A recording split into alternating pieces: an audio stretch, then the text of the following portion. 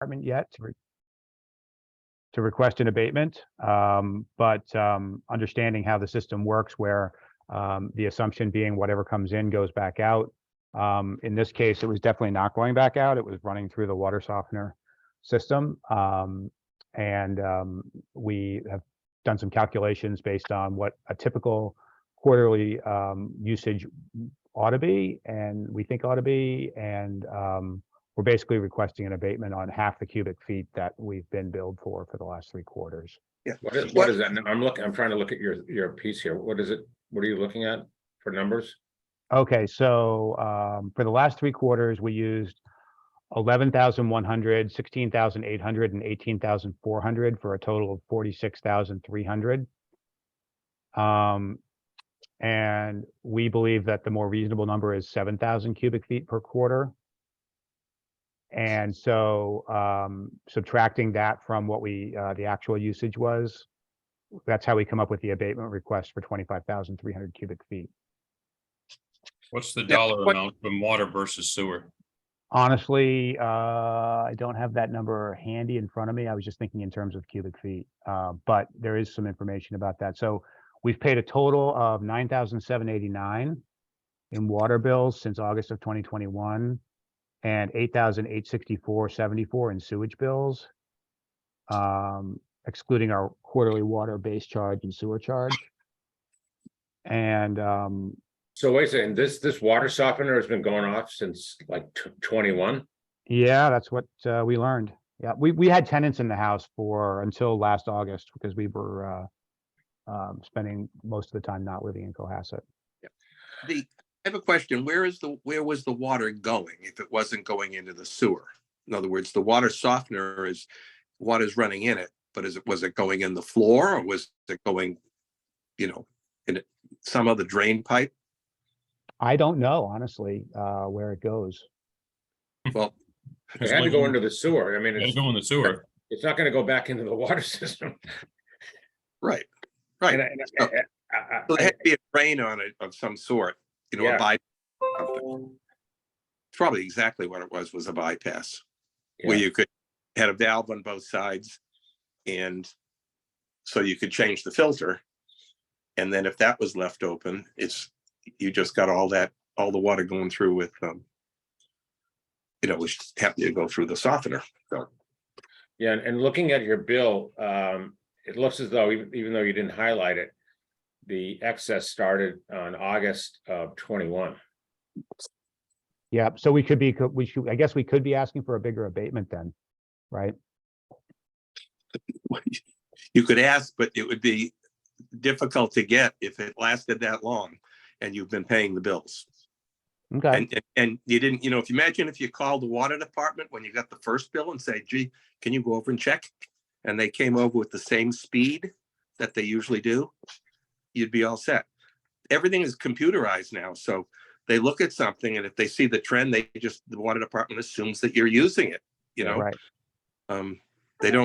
Fortunately, they don't have it so that the consumer, they don't have it so they could set alerts. It just would take them too much effort because things change between the winter and the summer, and, washing cars are not doing that and stuff. So anyway, I would. Can I say something, Wayne? Their average use, I averaged their use out was $2,700. But between the period of 8/22 to 2/23, their usage was $4,800. So for how many quarters was that? For 3 quarters? It was 3 quarters, yes. Yeah.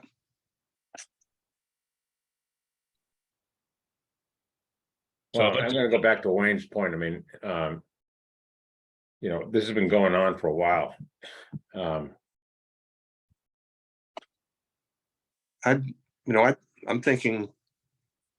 All right, well, I'd go back to like what we did just a minute ago. I mean, have you gone before? You have not gone before the water and asked for any kind of relief from them, have you? No, but we've submitted a request for relief. We just haven't had a meeting with them. I'd like to see what water says. Yeah, me too. I mean, if they give you something, I would say, just as the last one. I mean, because we treated that water. whether it was used or not, we treated it. Okay. And that may have even gone to the Hull treatment plant, which cost us more, but.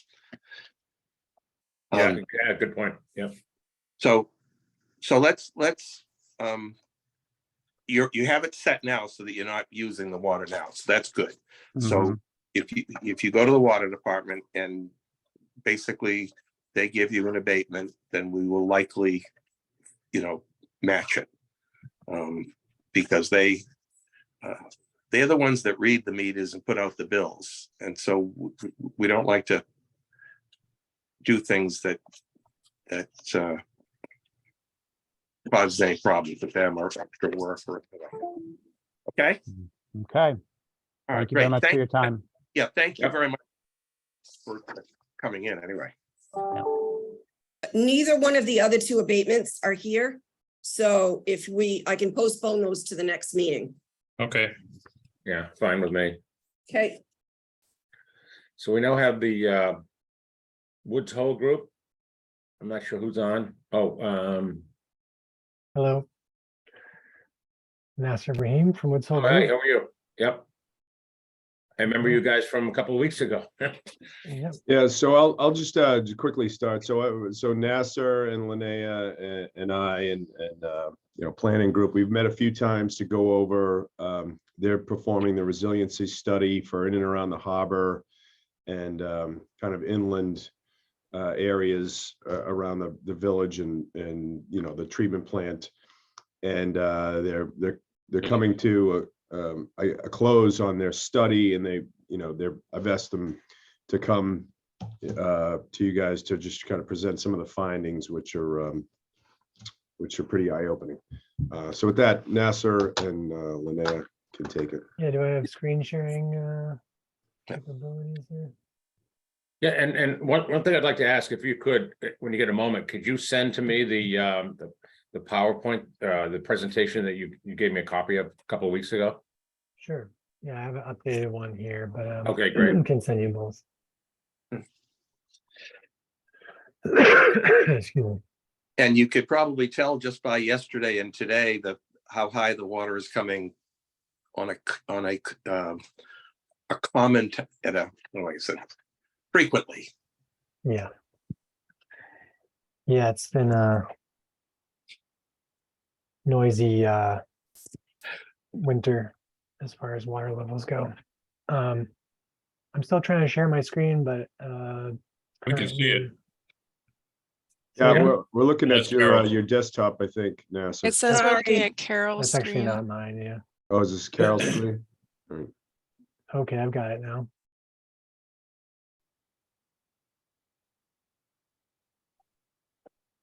All right.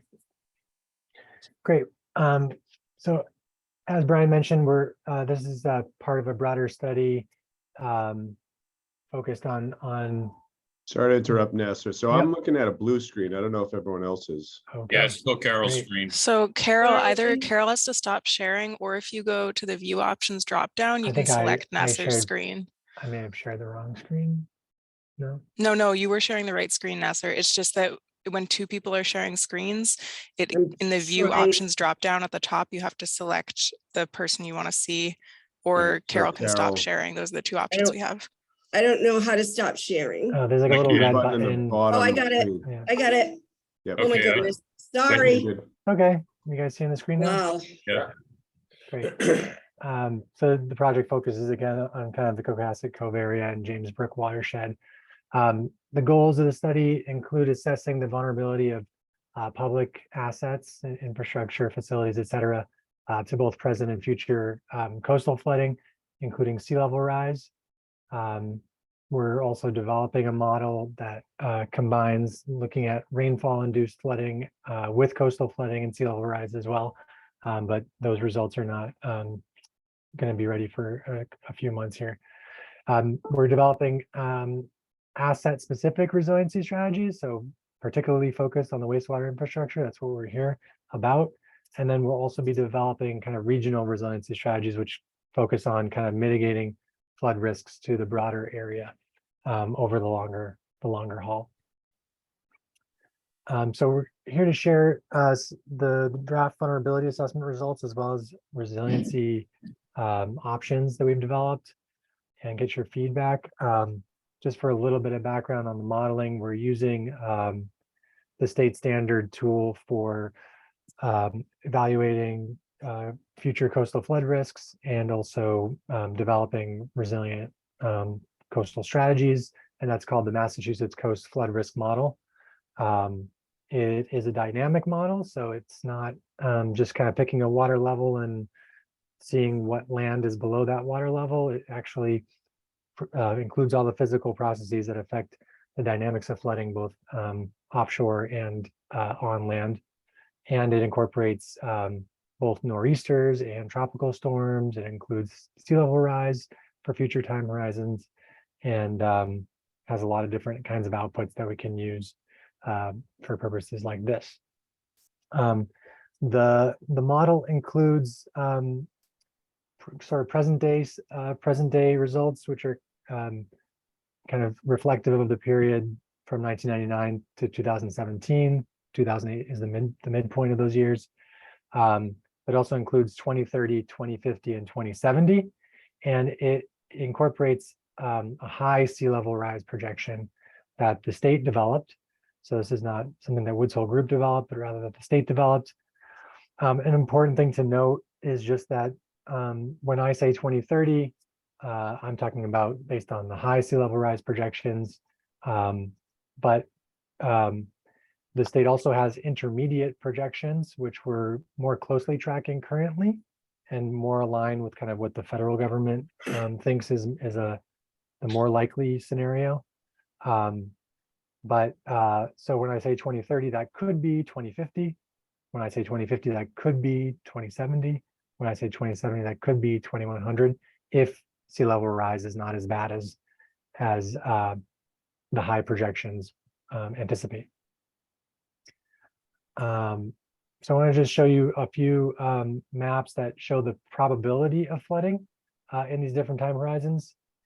You can see here in the present day that the probability of flooding in Jacobs Meadow, which is shown here in the treatment plant and the pump station, are kind of the star shown here, is about a 2% chance. So it's a 50-year storm. You can see it first comes over Summer Street, and then in a more extreme 200-year storm or 0.5% annual chance event, it could come over Elm Street and Marginal Street. This is basically focusing on the overland coastal flooding. So it's not, there might be additional flooding upstream of upstream up here that might be induced from connections, from hydraulic connections, culverts, et cetera, but those are not currently included in this modeling. It will be included in the future modeling that we're developing. In 2030, you can see that that kind of relatively low risk increases pretty substantially with that 1.3 feet of sea level rise. Now we're looking at a 20% chance. That's a 1 in 5 years scenario where water would go over Summer Street, and a 5% chance, or 1 in 20 years, where it would go potentially over Elm and Margin. In 2050, it's very disconcerting. You can see there's a annual chance, so 100% annual chance. So meaning on average, at least once a year, flooding would be crossing over Summer Street, and then every 1 or 2 years over Elm Street. And then in 2070, you can see that's the annual flooding. If we were to actually just look at kind of sea level rise alone, we might see that in the mean higher high water, so in your daily higher tide, that there would be flooding in this in Jacobs Meadow area. Again, keep in mind these projections are on the high side, so it could be there could be a 20 to 30 year buffer on those. So one of the things we looked at in the vulnerability assessment was sewer manholes. We know that inflow and infiltration are existing issues for the sewer system. What we're showing here on the left-hand side, and apologies for the sort of scale of this, but on the left-hand side, these are manholes that would be flooded in the 10-year flood or 10% annual chance flood in different time horizons. So you can see in present day, you've got a number of manholes along Captain's Walk and Margin Street that are low. In 2030, you can see the main trunk lines that lead to the pump station and the treatment facility.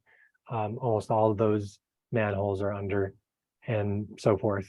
On the right-hand side, you can see, so this is a cumulative number. So there's about 15 manholes in this 10% annual chance flood zone. That increases to 47, then 73, then 112, and these are cumulative numbers. So on the right-hand side is more extreme event, so 1% annual chance or 100-year event. You know, in present day, you can see the main trunk lines again highlighted, along with some of those low-lying manholes on Captain's Walk and on Margin Street. Access to the pump station, which is located here, and the treatment facility over here, is vulnerable as well. To our knowledge, it has not flooded in the past, or at least in the past 10 years or so, people's memories. But you can see the elevations of the road dip below about 8.5 feet in NAVD 88 vertical datum. So, you know, it's among the lowest, basically it's lower, the access is lower than the facilities themselves. So before the facilities flood, you would be potentially, you know, losing access to either the pump station and or the treatment facility. But you can see over here at Elm Street that, you know, at least taking the left out of the facility, the elevations are high. So there is a sort of emergency route, if you want to say, inland via Elm Street. I think it goes up to about 11.5 at this junction right here. So, you know, there is the possibility, at least through some mitigation, that you might have a more resilient access in the future through investments. The influent pumping station, you can see here the finished floor elevation is about 10.5 feet NAVD 88.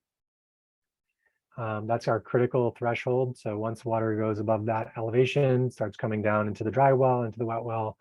And that's problematic for a number of reasons, in addition to, you know, starting to affect equipment located above.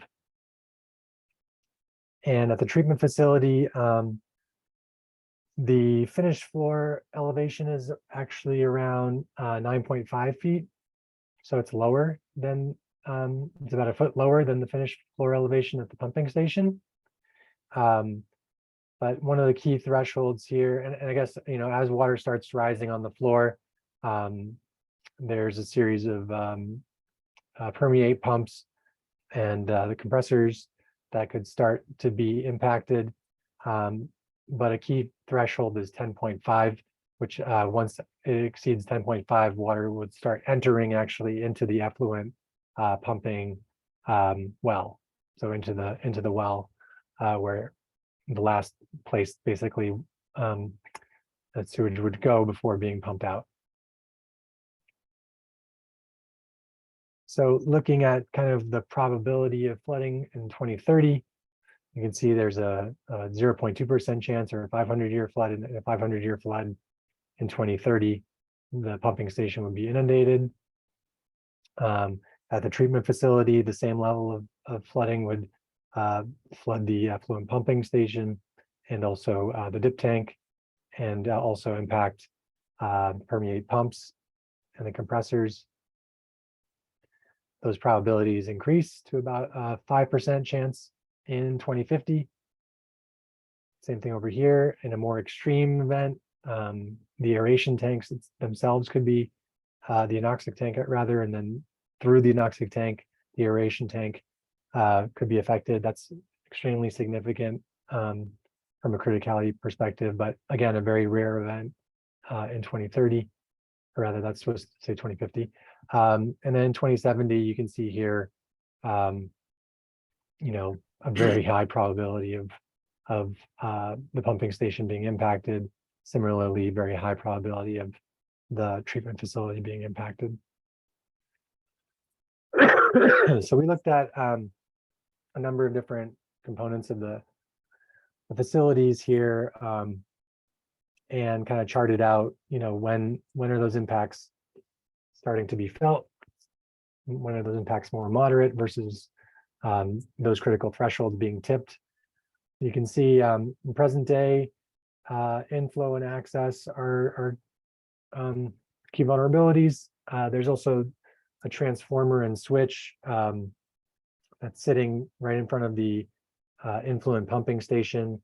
That's quite a bit lower than the neighboring emergency generator and the influent pumping station itself. It's probably the lowest sort of piece of critical equipment on the site that we identified. We're still, we have a survey crew that's going to be going out to actually shoot the elevation there. So these are draft. We may revise this based on what we get back from that team. Also, the blower and the control building, which are part of the treatment facility, but a standalone building. There's the motor control cabinets inside. There's other equipment, transformers, et cetera, that are sitting, very close to grade. So it's more vulnerable, even though it has a similar first floor elevation as the treatment facility. The critical things in there are more exposed than those critical things at the treatment facility. The treatment facility itself, you can see, doesn't start to be sort of, majorly impacted until a very extreme event in 2030, but those risks increase, over time into 2050 and 2070. Same thing with the emergency generator, and same thing with the influent pump station. So this is a key kind of tipping point, let's say. Once we hit 2050, the 1% chance event could have significant impacts across the board. I'll pause here before going into some of our options that we developed. If you have any questions.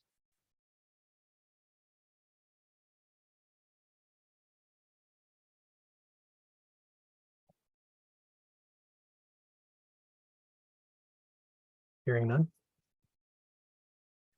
All right, so we developed some draft options for shoring up the facilities to guide kind of, what level do we design to. We used the state's resilient Massachusetts climate resilient design standards and guidelines. There's actually a tool that you go online and you fill out a bunch of information about your project, and it spits out, a recommended year to plan for and a return period to plan for. The recommendation is sensitive to what you put into this thing. So, for example, I put in that these floodproofing improvements would have a 30-year design life. The thought there being, certain strategies like flood doors or flood barriers, they start to degrade over time and they need to be replaced. And the manufacturers give themselves a roughly 30-year design life for those types of improvements. But you could imagine, and we will talk about some more significant strategies that would be that could have a longer design life. So if we were to adjust that factor, if we were to say, the actual project has a 50-year design life, something like a perimeter flood wall or something like that, then that might change the recommendations. So in general, what we have right now is that the tool is rating the facilities as medium criticality in the grand scheme of everything that could be plugged into this tool, and is recommending a 2050 design year. If we were to adjust certain things like the damage, that would be affected if the facility is all flooded, or the number of people that would be impacted, depending on how we, mess with those parameters, it might suggest a higher standard. So it might suggest designing for a 200-year return period instead. So here's a summary of the options that we've developed and some conceptual order of magnitude costs. The first one deals with inflow, and again here targeting that 2050 time horizon. There's about 105 manholes that we see as vulnerable. I don't have an accounting of how many of those have recently been upgraded with or are planned to be upgraded with watertight manholes, but we know that the trunk line manholes at a minimum are quite old, and so the gaskets on those are likely degraded, so it could benefit from replacement sooner.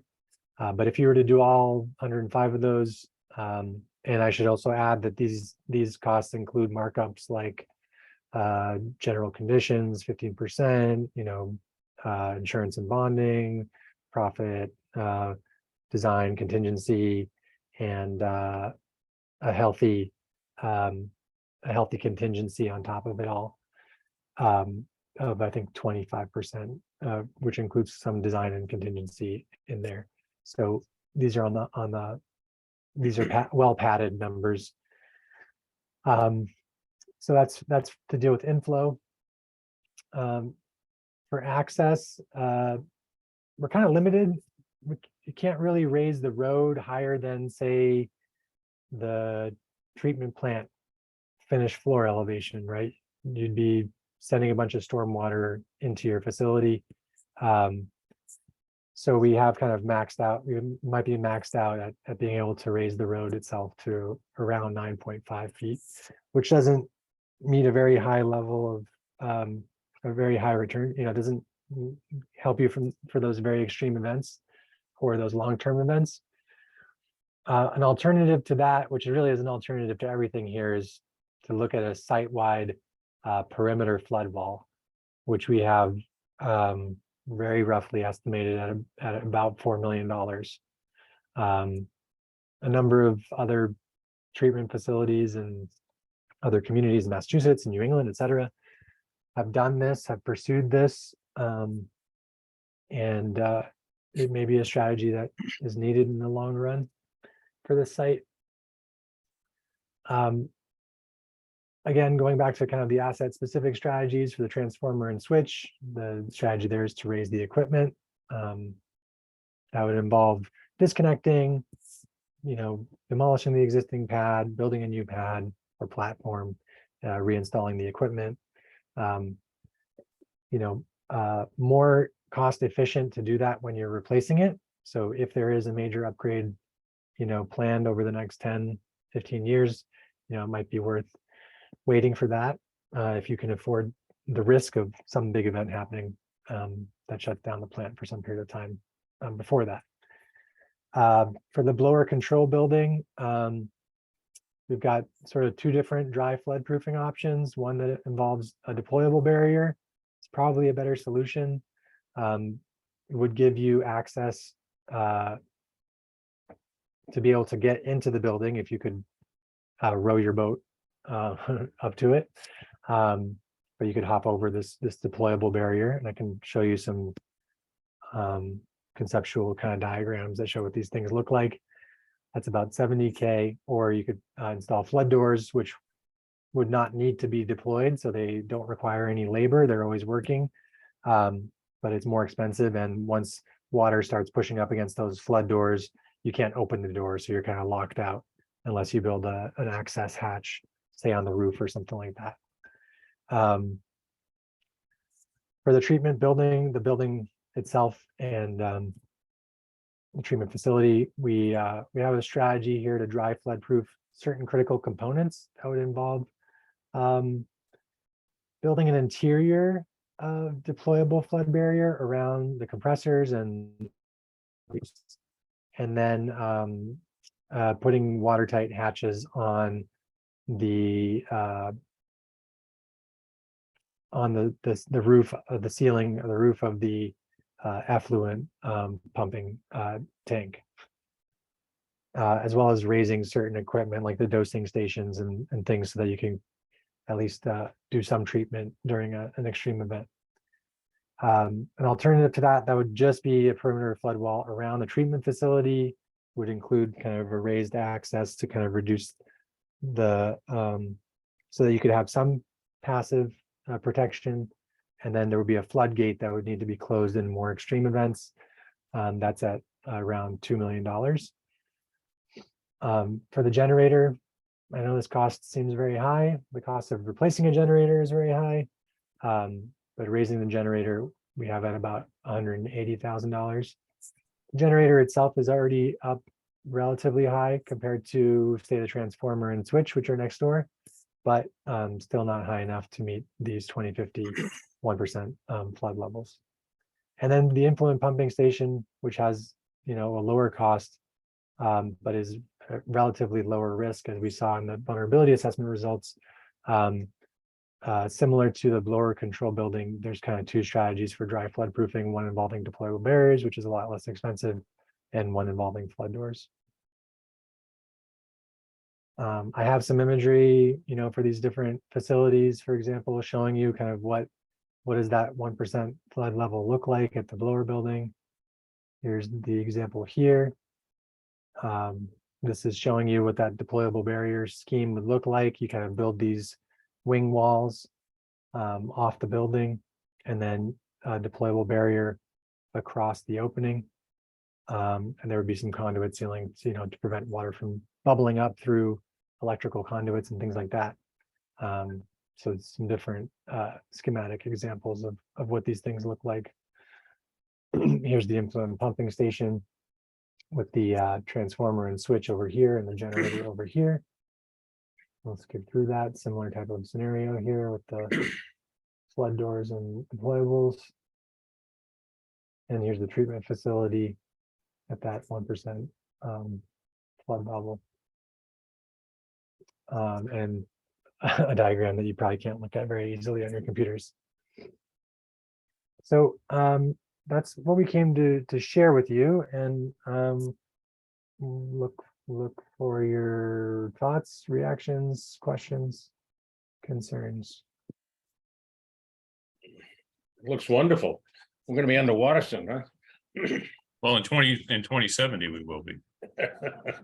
Well, the idea with the regional strategies is to look more holistically at the area. Probably will likely involve looking at strategies like raising roads, roads as levees almost. If you want to think about that, it's not just roads, but looking at the seawalls, looking at some softer solutions or supportive strategies around the cove.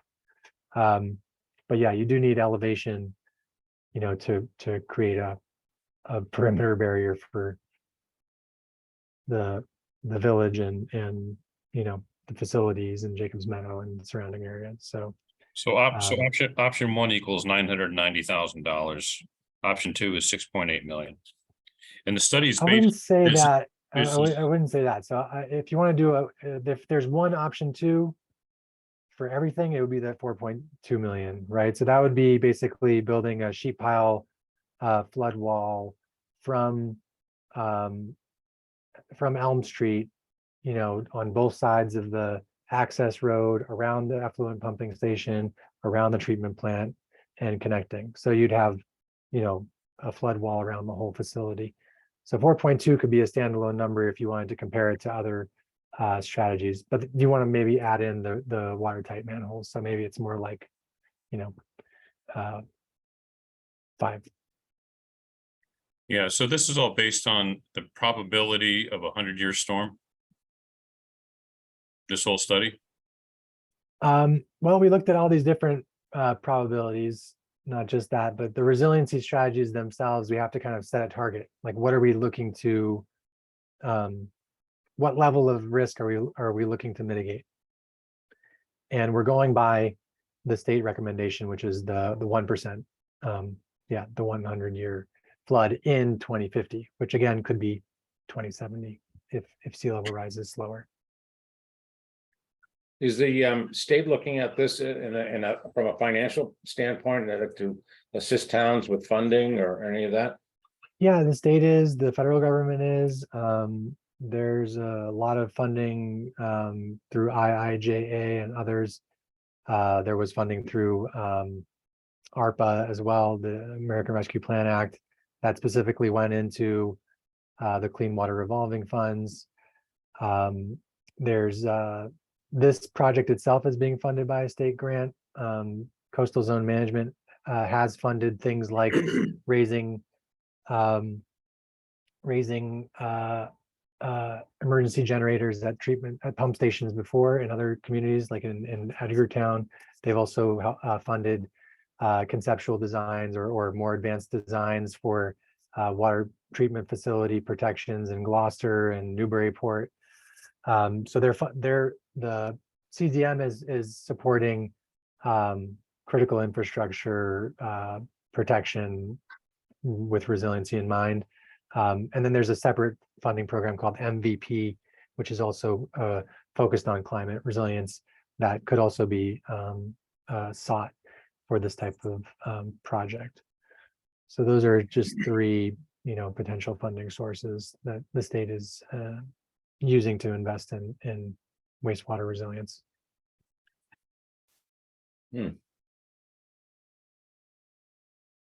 So I would say, not the worst I've seen. I've done vulnerability assessments in a lot of communities looking at wastewater facilities. I've seen worse in terms of more vulnerable in terms of present day risks. I think the things you'll start to feel first are you probably already feeling inflow, but access is going to be one of those things that will sporadically affect you, and in the long run, it seems will become a pretty significant issue. I think the thing to look at here is, we have outlined strategies that gets you to this point, right? That could turn everything left of here green, and it could buy down, some of these lower end risks like the 50% and the 10% in 2070. But there is this long-term, there's this 2070 high-end red numbers over here. So, I mean, there's a lot of long-term risk here. And so it's, I think, worthwhile to at least begin planning, looking at low-hanging fruit, integrating, thinking about, as you're doing major upgrades, thinking about integrating these types of strategies into those upgrades.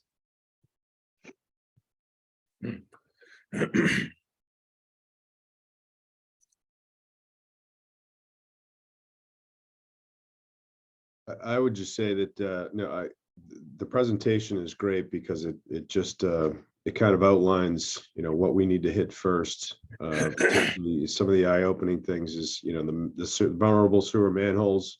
It gives us a list of what to hit first. The marsh, and then moving up, and it's all priority based on elevation.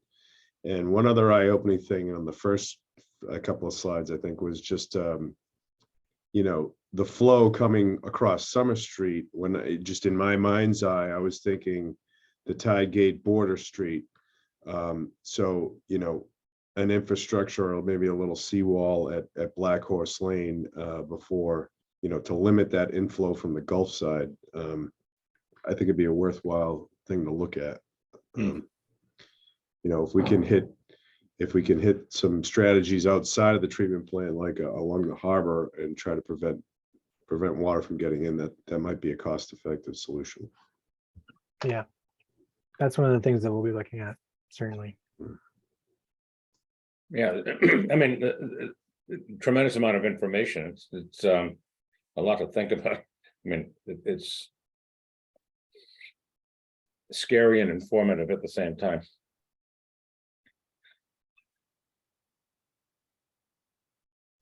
So I guess Nasser and Linnea, what so on next steps, through the end of your study, what are next steps, and where do we go from here?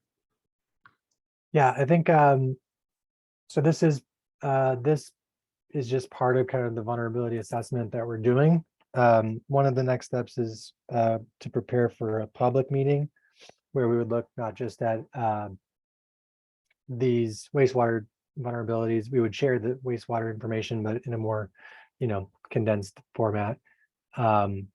And also look at other things like, transportation and other critical assets, the public safety facilities, et cetera. So I think we're targeting that to happen in April. And we wanted to come to you first, obviously, to share this information. There will be a series of kind of memos, technical memos, and then some kind of final report, I think. So we will have a memo specifically for the wastewater system that goes through these resiliency options, provides more detail on kind of our order of magnitude cost estimates, for your own use. And we'll also kind of dig a little bit more into the funding, opportunities that are out there for these types of improvements. And then that will be kind of, your guide to next steps. We also have, we'll, as part of that reporting, we'll provide kind of the, table with the sewer manhole information, so kind of which specific ones we're talking about. And now, so when I met you a couple of weeks ago, I asked a question about like a hurricane gate or something like that. Is that completely off the table or what? Excuse me. Recovering still here. It kind of is. For this study, we're not evaluating, we don't have plans to evaluate a hurricane gate.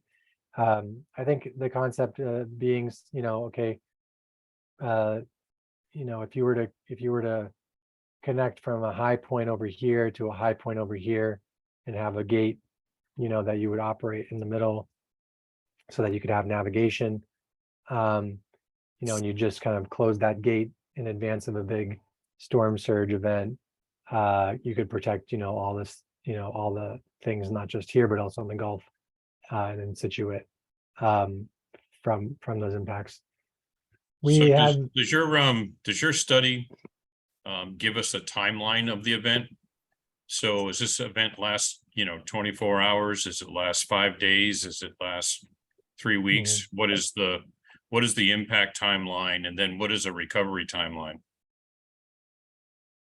Well, these maps are a composite of like thousands of different potential storms hitting at any different part of the tide cycle, right? Like a big storm hitting at low tide, nothing happens, right? So the resulting kind of probabilities are what we're presenting here. So there's none of these colors represents one specific storm. We will be running some storms when we look at those regional strategies, like road raising and things like that. We will be running individual storms through the model. And at that time, we can talk about what the duration of flooding would be, without the project versus with the project, meaning an existing condition versus proposed condition. So we can, once we get to that stage of the project, we can report on duration of flooding. But in general, what I would say is that in the nearer term events, meaning, in the 2030s and present day, under present day and 2030 sea level conditions, it's still, the flooding is still happening at that peak, right? And because our tide cycle rises and drops pretty quickly, the duration is relatively short. It's more like once you get into 2050 and 2070, when the background sea levels are so high already, that there's a longer period of that tide cycle where you're potentially underwater, right? So not only are you in the more extreme events, right? Those more extreme events could last, half a day and then come back, through multiple tide cycles.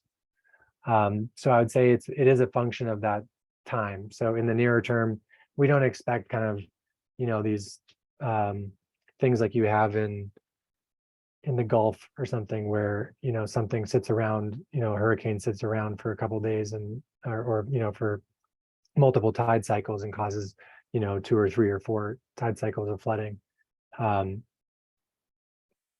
It's only once that baseline water level gets so high that starts to become a concern. So are they assuming in 2030, 2050, 2070 that the sea levels will be higher on average? Yeah. So, Yes. so forgetting the storm, does your study give us any information about rising sea levels over a period of time? Because that's seems to be equally as important, because your study is telling us that these storms are, 1%, 2%, 5% chance of happening, but it's based on you telling us that the probability is probably 50% or higher that the average sea level will be higher. Yes.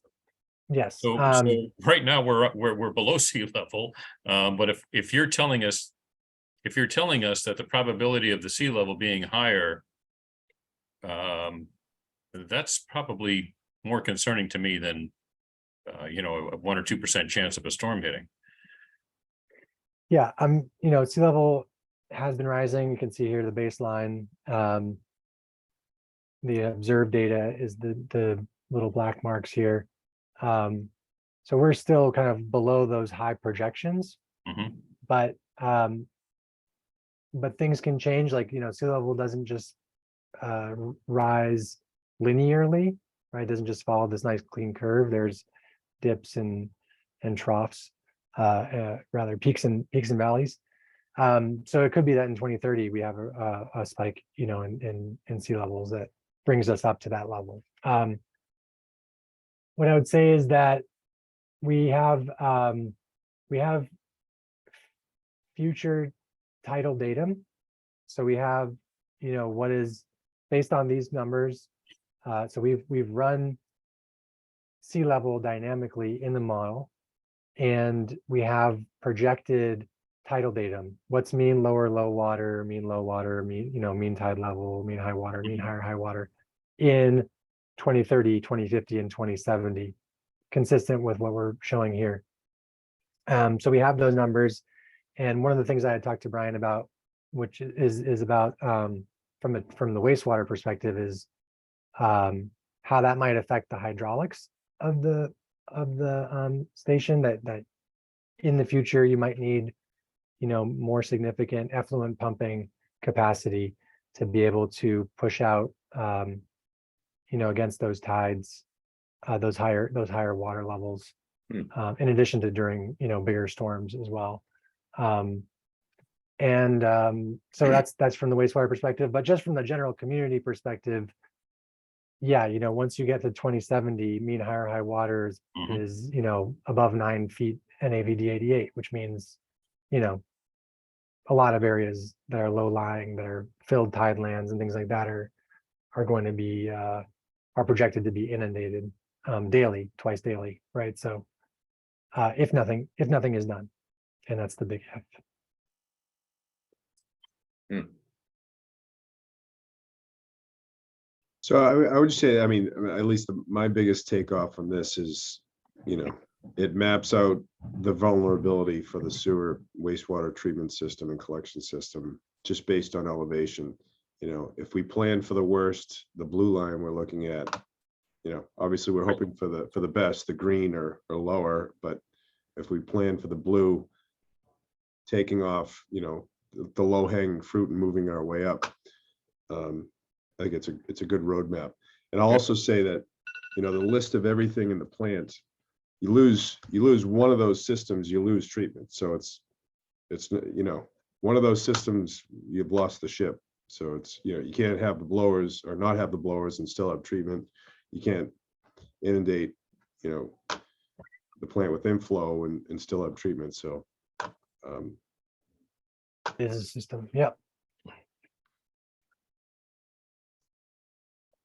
Yeah, and doing things now, doing things early or for a higher projection, if you think about it, it just buys you more time, so even if it is premature in a sense, it means you've got extra years. You don't have to worry about it. If sea level is lower, that's just a little extra freeboard. You've got a little extra safety factor, a few more decades of mitigation. All right, well, thank you for your time. If you have any other questions, let Brian know, and he can share them with us. And I can share this presentation via email. I guess I'll send it to Brian, and Brian, you can send it to the.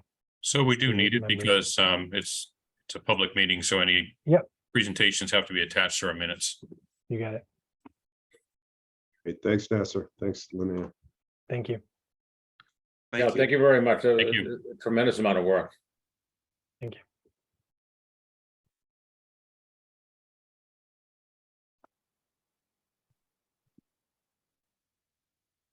All right, so.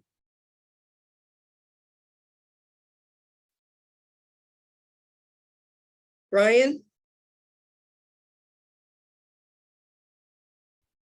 Hi, yes. Am I the host? Did I? yes, I think you're still, so you're gonna need to let Jeff and Mr. Stasko in, Okay. all right?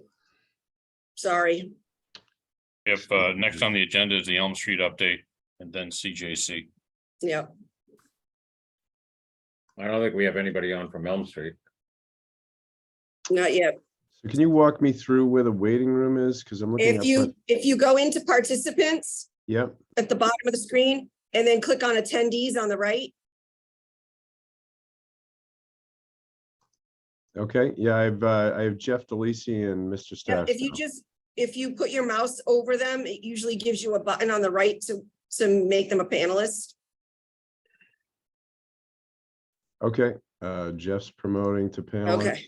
Awesome, thank you, sorry. And Mr. Stasko promoting to panelist. Carol, why, I mean, can you not do this yourself, or is this? Well, is this- Michelle had to make Brian the host so that she could give Brenda the rights to have a meeting at the same time. Because I didn't know that the water department meeting was at the same time as this meeting, so we're gonna have to rearrange. They can't? Because we use the same Zoom Account. meeting. Yeah, correct.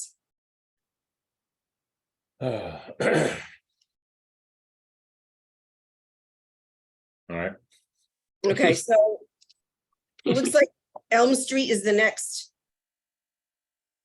on the agenda. Any updates or review? So I don't see them here or in attendance, so. no, Okay. they're not on, and Dan's not on either, so. Okay, so we'll push that. Unless Brian has any updates. No, just, going by the site daily or every other day, they're finishing foundation work, they're above grade. And moving along. Okay.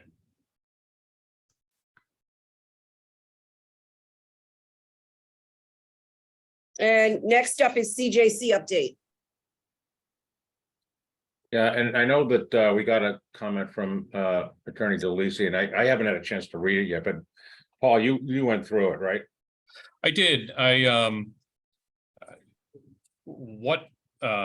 The chain of events that he had detailed in his letter are accurate. And what we talked about, and what we agreed to was getting rid of that, hourly flow and daily flow and coming up with a format that would satisfy our need to understand, at least within the first 2 years, what's happening on site, monthly, during various seasonal or during increased occupational settings at the facilities between all three of them. I'm not sure that our new attorney that had came on accurately captured that in his response back to Attorney DeLisi. So without Dan here and without our attorney here, I don't remember, or I don't recall seeing what our attorney sent him, but the chain of events that was in the letter from Attorney DeLisi was accurate as to what we agreed to and talked to. So the one thing that we wanted to make sure is that on the form that it captured the data that we would be receiving every month. Right, I mean, as I said before, I think if Dan is happy with the form and the format, fine with me.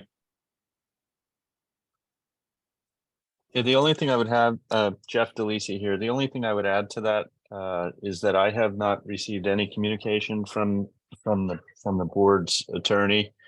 Okay. The only thing I had received was Carol had sent to me a document which I had sent to her back in December. And that's what I was trying to address in the email, but I agree. I think it's less of a lawyer issue and more of an engineer issue on the form, because the draft amendment was very precise and narrowly drafted in scope, just to capture what the commission and the applicant talked about. So Okay, that's it. Yep. we'll take a look at the form with Dan in the next week or two, and then hopefully have it revised by our next meeting, which is on the 29th. Yeah, we should just set a time that we're gonna do it by then. Yeah. We've been doing this too long. Okay, Fantastic. We'll see you guys then. Thank you very much. thank you. Carol, anything else for us? You just had me, put in regional sewer update at the bottom. Yeah, so we've had a couple of meetings with or I had actually met with Rosemary Blackford last week, and the three towns have voted that of the money that we had originally to do some of the studies, there's $300,000 remaining, $100,000 for each town. And that as we voted last week, we agreed to put that money towards additional studies. I've asked Paul, I think I copied you on it. I've asked Rosemary and you to get connected, and so you can get an update directly from her as to what's going on. There have been some changes in where the flow is going to go, and basically what method of conveyance. She's advocating going down 3A. When she first said that, I was not an advocate of it, to be quite honest, for a lot of reasons.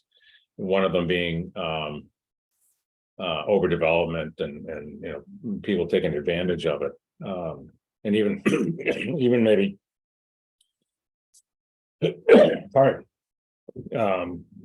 taking too much of our whatever available material we can actually send to her. She has come up with a plan. The way we can do this and fulfilling Mass state laws, we can set up districts within the 3A area that reduce and basically limit the amount of flow that somebody could have. So even if somebody wanted to go in development, if we had a 10,000 gallon a day, or I'm making that up, 10,000 gallon a day flow limit, then they're basically not going to be able to do it. So we have the right to do that if we decide to do it. I know there's a lot of, at some point in time, I think we're going to have a joint meeting with the town, with Rosemary to have her show the plan and have us take questions. I suspect we're going to have to do the same with the select board at some point in time. So that's what I have. And I know, Wayne, you attended the meeting. Do you have anything else that you want to add to that? I don't think so, because one of the things that really want to be careful of is, and that is not to, give up capacity that we need within, our existing sewer districts and stuff like. So this is really a step of using money that was already allocated to really have some of those questions answered. We don't want to give away too much so that we don't have it for ourselves. And so that's probably all I'd say. So we're going down a good road, I think. Yeah. I would just add, so Wayne, I was there with Wayne and Carol, and just on the next steps part of it, we were, as three communities, I think today's the deadline, putting in for a state earmark for potential funding to complete the CWMP. So the next step, whether it doesn't commit us to regional, but it's the next step in regional, if we want to go in that direction, was completing the master plan, the CWMP. And there was an earmark going in today, I think it was, for, the Tri-Town, for money from the legislature to finish that effort. So Brian, there was language in her email that said that we would need to agree to the regional plan. He wanted us to put it in writing. So the agreement that I understood at the meeting, and maybe Wayne can correct me, but it was that, we agreed to proceed to go down the path of regional. And again, completing a CWMP, which is a master plan or a roadmap, doesn't make you force you to do a regional approach. It's just basically the next step to maybe get some funding to, if you want to, again, then proceed from there.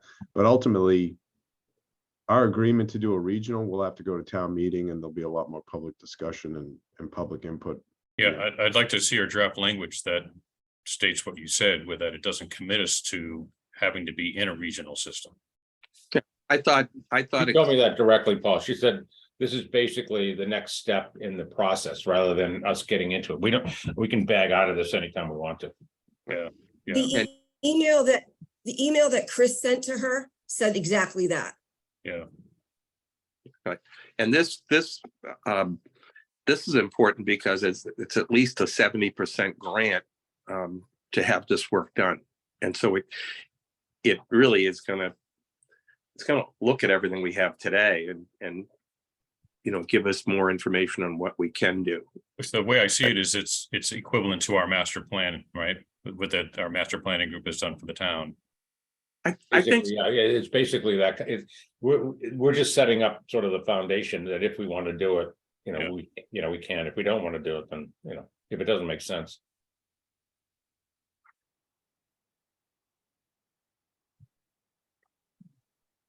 I mean, this could turn out that it is potentially a pipe,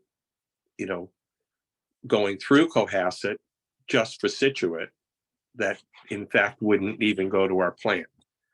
There are things like that that could happen, and they have permission to do it. I still think, just given the membrane issue and everything else, we've got to have some safeguard. Whether that's Hull and I guess it has to be Hull, because we can't go to Quincy anymore. The MWRA is restricting flow. God forbid our plant, goes belly up. What do we do? Yeah. And so I suggested running two lines side by side in the same trench, that in fact, one could be our backup pipe and the other one could be Situate as an just as an idea. So anyway, thank you. All right. Awesome. All right. Thanks for attending. I have a question. Since we can't have these meetings at 9:30 on Wednesdays, can we maybe do them in the afternoon instead? Or I don't know how we're going to maneuver these. So can you start them at 9:15? No, because their meeting starts at 10. Why don't we have the town buy another subscription to? Yeah, I was gonna say, God, I'd buy one. I can talk to Michelle. Yeah, please. Okay. If it cost $100 a year to do it, Mine's $16 a month here at ATC. I can give you mine. Yeah, I mean, mine is $50 a year. I mean, God. Okay, I will talk to her. Yeah, I mean, I think that, I think we should get into, out of the Stone Age and have the sewer department have their own Zoom contact, so. Yeah, and because of the amount, we don't have to go to town meeting. I would suspect that we could actually make decisions on this too. That's funny. we could alternate every week and pay. Yeah, All right, all right. Use sounds it in- good. So I'll make a motion to adjourn. Second, We'll do a roll call. Bill McGowan, aye. Paul Kearsey. Wayne Sawchuck, aye. Thank you. Thank you, everybody. See Thank you. you later. Bye.